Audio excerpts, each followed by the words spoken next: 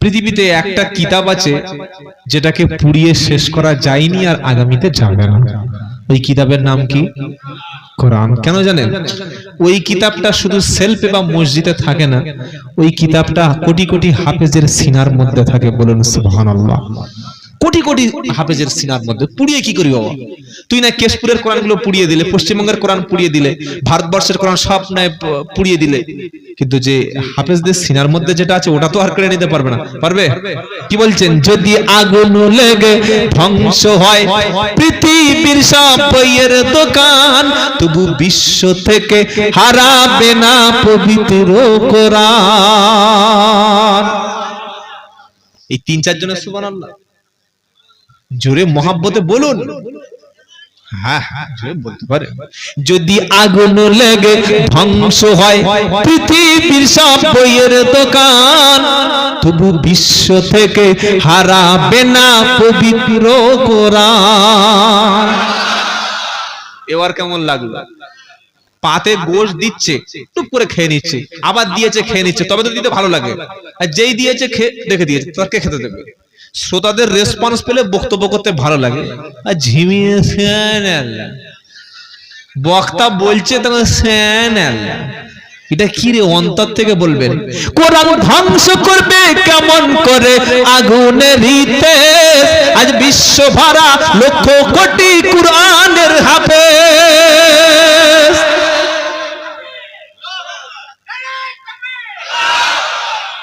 কটা মাদ্রাসা বন্ধ করবি কর, খালি করে যা। কি গো, আমরা ঘরের মধ্যে হাফেজ তৈরি করবো। সুবহানাল্লাহ বলবেন না? কোরআন ধ্বংস করবে কেমন করে আগুনের দিতে, আজ বিশ্ব ভরা লক্ষ কোটি কোরআনের হাফেজ। তারা ছাপিয়ে আসমানি গ্রন্থ বাঁচাবে ইসলামের ঈমান, আজ বিশ্ব থেকে হারাবে না পবিত্র কোরআন। যদি আগুন লেগে ধ্বংস হয় পৃথিবীর সব বইয়ের দোকান, তবু বিশ্ব থেকে হারাবে না পবিত্র কোরআন। এখনই আজকের বসে নিয়ত করুন যে আমার বাড়ির ছোট্ট সোনাটাকে আমি হাফেজ বানাবো, ইনশাআল্লাহ। বলুন তো। বলে হুজুর কি লাভ? আপনি যত পাপী হন, খালি ঈমান নিয়ে মরলে ওই হাফেজের ওসিলায় আল্লাহ আপনাকে জান্নাত দান করবেন। যারা বলুন সুবহানাল্লাহ। কোরআন নিয়ে কত লোকে করলো আদালতে কেস, লিখলো সালমান রুশদি বিদ্বেষপূর্ণ স্যাটানিক ভার্সেস। কি গো, কত না বিরুদ্ধে লেখা আছে কোরআনের।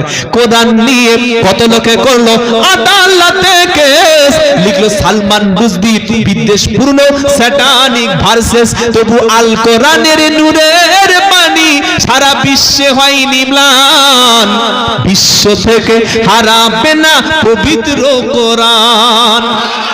যদি আগুন লেগে ধ্বংস হয় পৃথিবীর সব বইয়ের দোকান, তবু বিশ্ব থেকে হারাবে না পবিত্র কোরআন। পাকিস্তানের প্রেসিডেন্ট জিয়াউল হক প্লেন ক্র্যাশ করে মারা গেছে, অনেকেই জানেন। পকেটে একটা কোরআন ছিল, ওটা কিন্তু পড়েনি, অক্ষত রয়েছে। বলুন সুবহানাল্লাহ। পাকিস্তানের জিয়া মরল দুর্ঘটনায় ভাই, তার বিমান পুড়ে ছাই হয়েছে, কোরআন পড়ে নাই।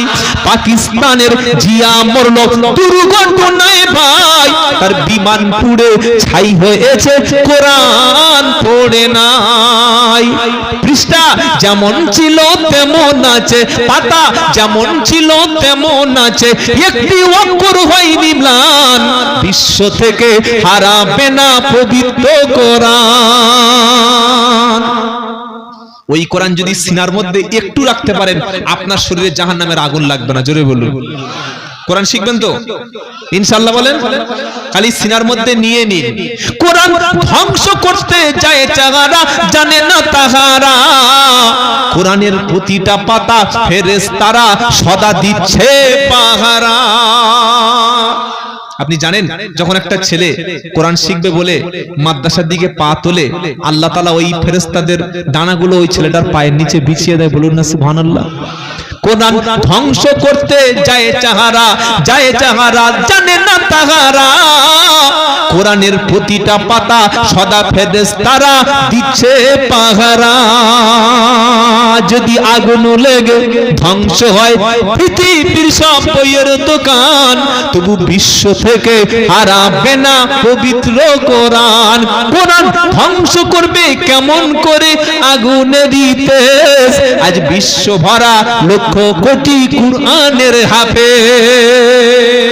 নারে তাকবীর। আল কোরআন, আল কোরআন, আল হাদিস, ভারতবর্ষ, দ্বীন ইসলাম। আলহামদুলিল্লাহ, এখানেই আমরা বক্তব্য শেষ করছি। যারা এসেছেন আল্লাহ আমাদের প্রত্যেকের কবুল করুক। আর আমি অন্তর থেকে দোয়া করি আমাদের এই ছোট্ট ছোট্ট সোনার টুকরা ভাইরা যারা এই কষ্ট করে অনুষ্ঠানটা করেছেন, আমরা যে যেখানে আছি যাওয়ার আগে একটু ছোট্ট করে আল্লাহর কাছে মোনাজাত করব। সকলে বলেন আল্লাহুম্মা আমিন। ربنا ظلمنا أنفسنا وإن لم تغفر لنا وترحمنا لنكونن من الخاسرين ربنا آتنا في الدنيا حسنة وفي الآخرة حسنة وقنا عذاب النار رب العالمين। আমরা তো আপনার পাপী বান্দা গুনাহগার। সন্ধ্যা থেকে ওলামায়ের কাছ থেকে কোরআন হাদিস থেকে কথা শুনেছি, আর এই এতক্ষণ ধরে কোরআন হাদিস থেকে বিভিন্ন কথা শুনেছি। প্রত্যেকটি কথার উপরে আমাদের আমল করার তৌফিক দান করুন। কোরআন পড়েছি, হাদিস পড়েছি, দরুদ শরীফ পড়েছি, দান খয়রাত যে যা কিছু করেছেন আমাদের প্রত্যেকটি আমল আপনার দরবারে কবুল করে নিন। আদম আলাইহিস সালাম থেকে আজ পর্যন্ত तमाम পৃথিবীর মাটির নিচে যত মুমিন মুমিনাত বান্দা শুয়ে আছে আল্লাহ সবাইকে maaf করে দিন।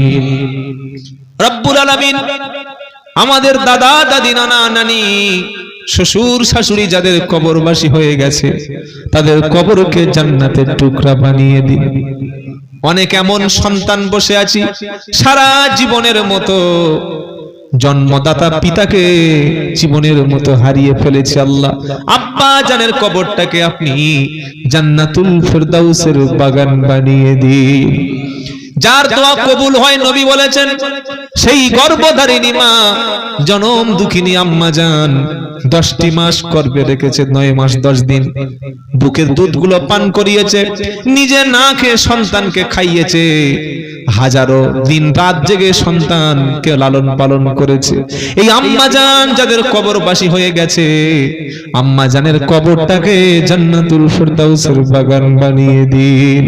রব্বির হামহুমা কামা রব্বায়ানি সগীরা। আয় আল্লাহ, অনেকের ভাই নাই, অনেকের বোন নাই, অনেকের স্ত্রী চলে গেছে, অনেকের স্বামী মারা গেছে। প্রত্যেকটা নিকট আত্মীয়ের কবরটাকে আল্লাহ আপনি ক্ষমা করে দিন।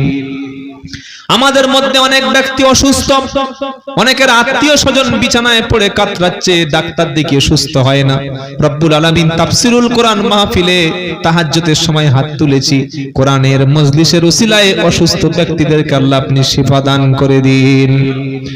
আমাদের ছেলে মেয়ে যা দিয়েছেন এগুলো যেন নামাজি পরেজগার হয়, শিক্ষিত হয়, ডাক্তার হয়, মাস্টার হয়, সমাজসেবী হয়, সাথে সাথে আমাদের সন্তানগুলো যেন চরিত্রবান হয় সে তৌফিক দান করে দিন। শিক্ষিত বেকার যারা কর্মসংস্থানের ব্যবস্থা করে দিন। যত ব্যবসায়ী ভাই আছে সবার ব্যবসায় বরকত দান করে দিন। রব্বুল আলামিন আমার মায়েরা বোনেরা সন্ধ্যা থেকে এসে বসে বসে কোরআন শুনছে, প্রত্যেকটি মায়ের জীবনের গুনাহকে ক্ষমা করে দিন। আয় আল্লাহ, মায়েদের ফরজ পর্দা স্বামীর খেদমত করার তৌফিক দিন। যে সমস্ত মা এখনো মা হতে পারেনি,